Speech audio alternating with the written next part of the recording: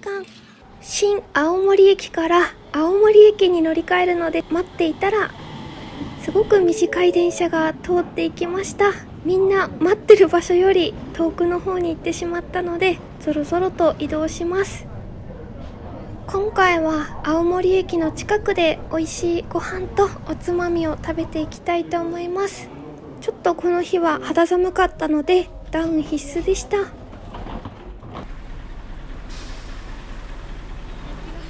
東京とは違う澄んだ空気に車の排気ガスの匂いがして、なんだかいい匂い。ベイブリッジを右側に行くとワラッセというねぶた館みたいなものがあって、ラセララセラのねぶたが飾ってますが、荷物が多いので一旦宿泊先のアパホテルに向かいます。念力でねじ曲げられたみたいな、こうなってる玉ねぎの跡みたい。駅からほぼまっすぐ行くとアパホテルがあります。パソコンもあって荷物が重いのでスロープで渡りたいところですが、ここで重大なミス。このちょこっとしたところしかスロープの通れる場所がなくて、キャリーバッグめちゃくちゃ重いので、なぜか諦めて階段で登ります。6000円ぐらいだった。ありがたい。寝れればいい。お散歩しようと。一人旅はだいたい外にいることが多いので、ホテルは安けりゃ安いほどいいです。最近は暗くなるのが早すぎる。ずっと春が続いてたらいいのに。寒いのでデニムに履き替えました。暗くなってきお手軽にたこ焼きなども行きたいところですが、やっぱり青森名物の海鮮を食べたいから我慢する。見たことあるけど食べたことないや。牛乳が入ってるラーメンってちょっと想像つかないけど、カルボナーラ的な感じかな。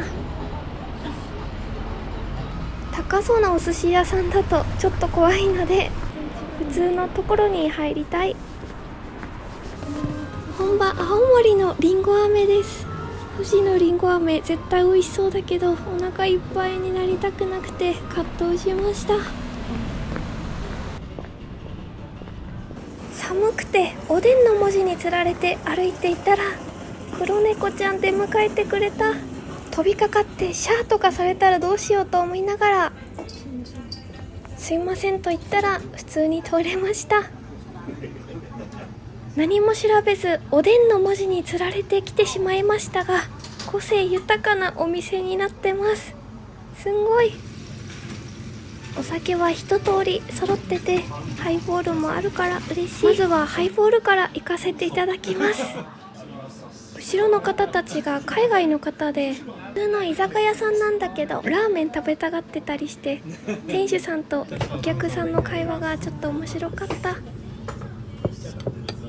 青森の郷土料理である生姜味噌おでん食べます。一番染みてそうなちくわからいただく。一回ほかほかにさせて。やっぱ酒飲みにはおでんが一番ではないけど、一番と言ったら怒られそうだからやめとくけど、おでんはもう欠かせないんだよ。私口元緩んでんのか、ハイボールたまにこぼしちゃうのが悩みです。大本命の大根。生姜味噌って聞くとちょっときつそうなイメージもあるかもしれないけど、生姜効果で普通のおでんよりも温まりやすいし、味噌のおかげでいつものおでんよりマイルドにまろやかになってるので食べやすい気もする。味噌好きじゃないと食べたくないかも。卵一口でいったので暑さに呆然としながらハイボールで冷やすのが鉄板。またハイボールで口の中をリセットしたら、次は竹きみちゃんです。ででん、竹きみ焼き登場です。なんで青森まで来て竹きみ食べるんやって方もいるかもしれませんが、海鮮などは次のお店とかその次のお店でも食べるので、ちょっと待っててください。一本まんま丸ごとコーンだったので、そういう意味では結構な量になりますが、美味しく食べていきます。バターなくても美味しい。おでんがおかずで炊き黄身がスイーツのような感じなので交互に食べていきます。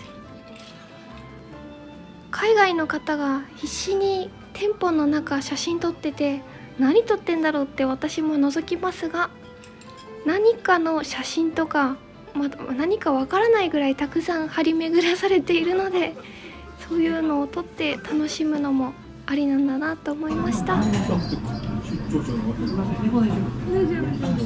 足元うろちょろ猫ちゃん、店主さんに抱きかかえられて、下ろしたところでご飯の匂いに連れられて抱き気味の方へ寄ってきました。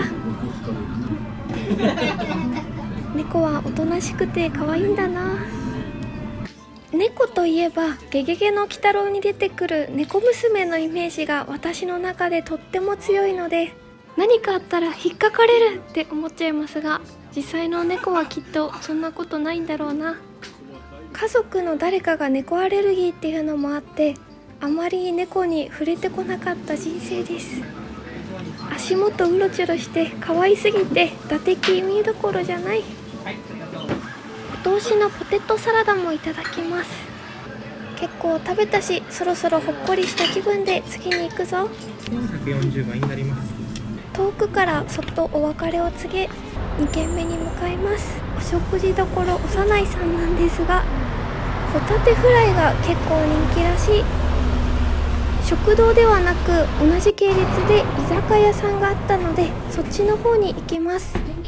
ホタテの食べ方、何が一番好きですか？私は焼かれてるのが一番好きです。居酒屋の方はとっても空いてて入りやすくて、テーブル席にもご夫婦でかなりしっぽり飲んでる方たちが多くて、なんだかほっこりしました。カスベの煮付けとヒラメのお刺身、それとお通しのフキノトウにハイボールを頼みました。いいセット。ごめんなさい、わさび塗ってないから、今わさびもらってきます。はい。お通しのフキノトウの和食的なものは醤油味で食べやすい、誰でも好きな味だと思います。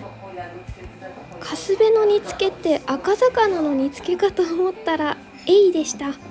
水族館でよく泳いでるエイ。青森といえば煮干しラーメンなども有名ですが、ちょっとまだ手を出したくない。胃袋を他で埋めたいんだ。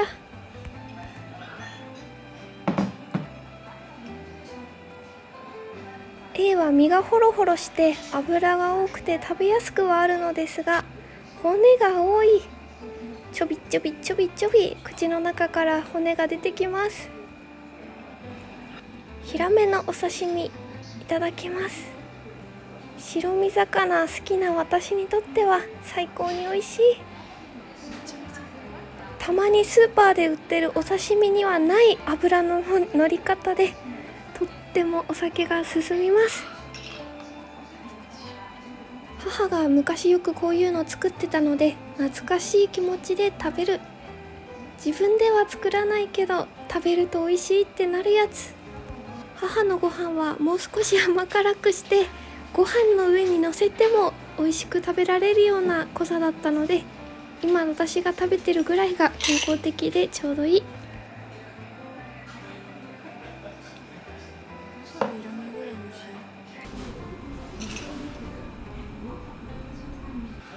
飲み干した後はお刺身最後の一切れと思ったら、もう一枚隠れてた。最後の一枚と備え付けの人参さんもいただきます。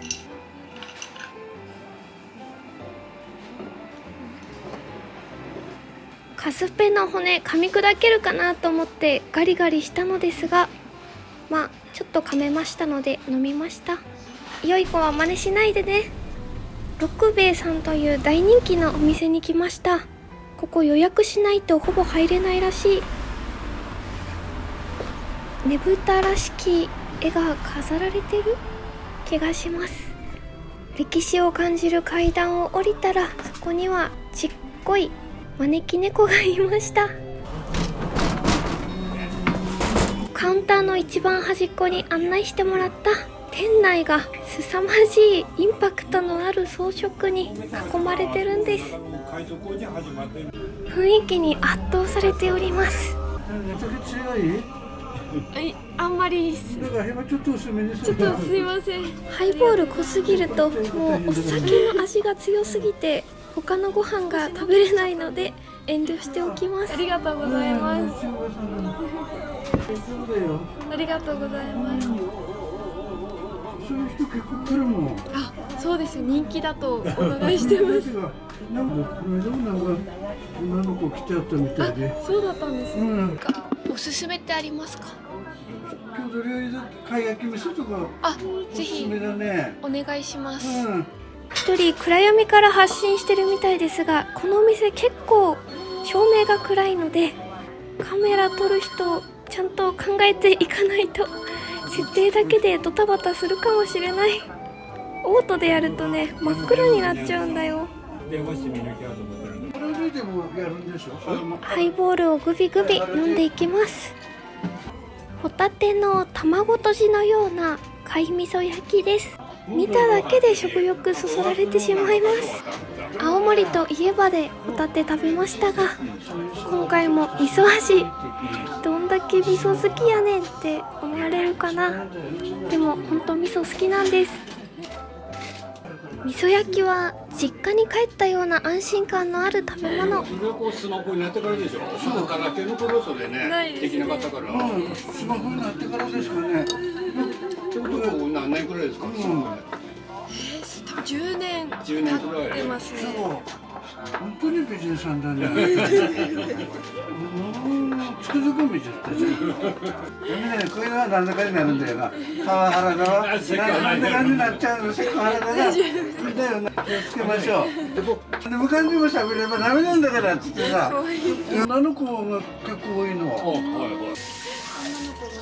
女の子の一人旅が多い。お金ないって喋るわ。全然お金がない。脇の方見たらさ、なんか細々としたものが置かれてて、なぜかブロック状にお金も置かれてるし、その隣はお魚とかレモンなんやらやらやらありました。お通しのイカのシンプルな煮付けを食べながら次頼むメニューを考えています。メニューは壁に貼り付けられてるものを頼むという流れらしい。だから手元にメニュー表とかはない。元にあるものを食べながら次のものを考えていく食いしん坊です。日本酒も飲みたいところではあるのですが、1店舗だけ行くなら日本酒でもいいんですけど、はしご酒となると日本酒続くと私頭飛びそうなのでやめておきました。貝焼きもふわふわ卵でめっちゃ美味しかった。食べたいもの？あ、どう？白子とかはちょっと苦手なんで、白子とか苦手なんですけど。苦手なの？今ナマコは？ナマコはかな。刺身はカンパチとマグロと小肌。はい。それでいい？はい。ありがとうございます。ハイボールももう一つお願いします。聞こえてるかなと思ってちょっと心配になった。あ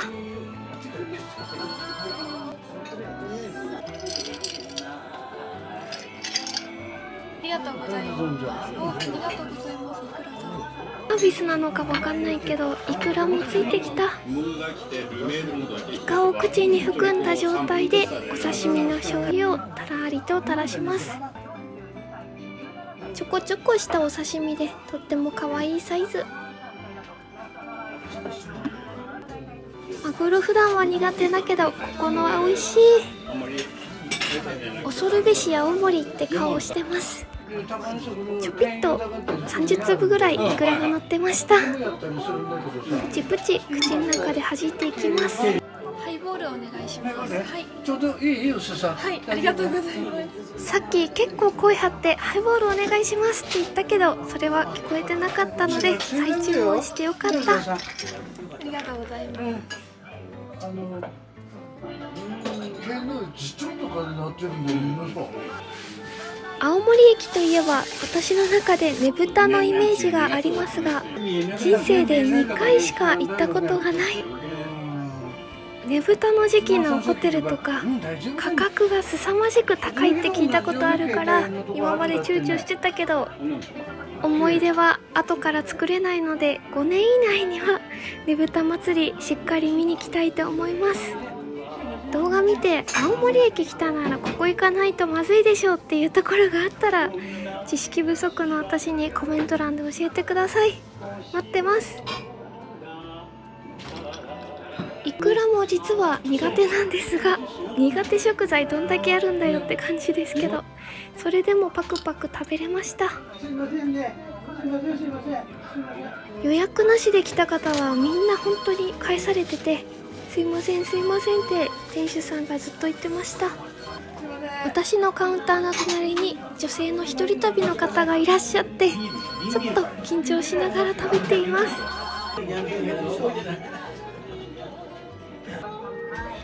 しっかり食べたのでごちそうさまでした。ハイボールをごくごく。 YouTube やってて一人飲みみたいな感じで、いいですね。店員さんが隣の女性にこの子も一人旅で YouTube やってるらしいよみたいな言ってて、その流れでこうなりました。初めて出会いました。本当ですか？これ全然大したことないあれなんで、すごいですけど、それゆっくりはい、ありがとうございます。参考にします。いえいえ、とんでもない。もう初心者が飲み歩いてるだけなんで、全然。私も最近一人撮り飲みデビューしたばっかなんで。嬉しいです。なんか落とした。すいません。美味しかったです。ありがとうございます。楽しんでくださいと私が言うの違いますけど。ありがとうございます。皆さんだったらこの言葉なんて最後にお互い楽しみましょうねみたいなこと言いたいときなんて言いますか？今考えてもなんて言っていいか思いつかない。これが模範解答だっていうのあったら教えてください。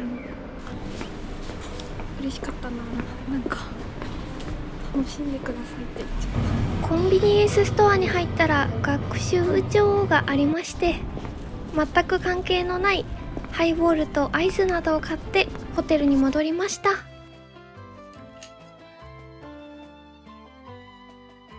お酒飲んだ後は水を一気飲みするんだ。これ忘れると後々大変なことになるから。デザート買ってきた。デザート買ってきたんだよ。いただきます。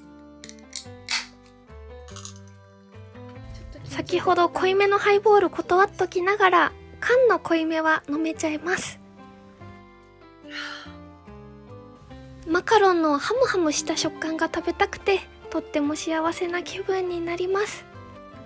こっからちゃんとしたスイーツタイムに入る。最近ですね、お家でも缶のハイボールを飲むようになりました。家で適当な目分量でハイボールのウイスキーとか入れると全然濃さが違って、微妙だなみたいな。で、微調整もあんまり得意じゃないらしくって、料理以外の目分量はすごい苦手だということが分かりました。自分で作るハイボールより缶の方がいつも一定してるからより美味しく感じます。ちょっとお酒飲んだからってテンション上がってうざめです。薄巻きだ。薄巻きナルト。ナルトファンに怒られると思います。いろんな意見あるけど、同じような色してるジャイアントコーンと各ハイボールの濃いめはとっても合うよ。ジャイアントコーンも昔赤しかなかったのに、気づけば青のチョコとこのアーモンドみたいなのが入ってる黄金のやつで分かれて、とってもバリエーションが大きくなって、とっても私は幸せです。